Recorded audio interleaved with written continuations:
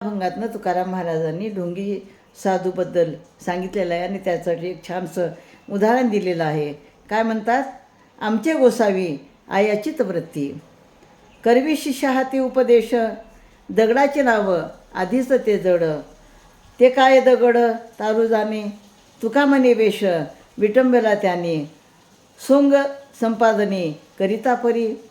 तर काही गुरु आपली आयाचित म्हणजे दान घेण्याची वृत्ती स्वतःनं सांगता शिष्याकडनं सांगतात, म्हणजे दान घेतात, म्हणजे भरपूर पैसा वगैरे घेतात प्रवचनासाठी कीर्तनासाठी. तर हे असे जे गुरु आहेत ते कसे आहेत त्याचं उदाहरण त्यांनी दिलेलं आहे. जी दगडाची नाव आहे ती स्वभावतः जड आहे, तर ती इतर दगडांना पैल तीरावर नेऊ शकणार नाही, कारण ती स्वतः पाण्यात तरंगत नाही. तुकाराम महाराज म्हणतात, अशाने साधूचा वेश परिधान करण्याचे सोंग करून त्याने साधुत्वाची विटंबनाच केली आहे असे समजावे. म्हणजे जे सोंग करतात तर अशा सोंग करणाऱ्या साधूंनी साधूच्या लोकांची विटंबना केलेली आहे असं या ठिकाणी सांगतात. रामकृष्ण हरी.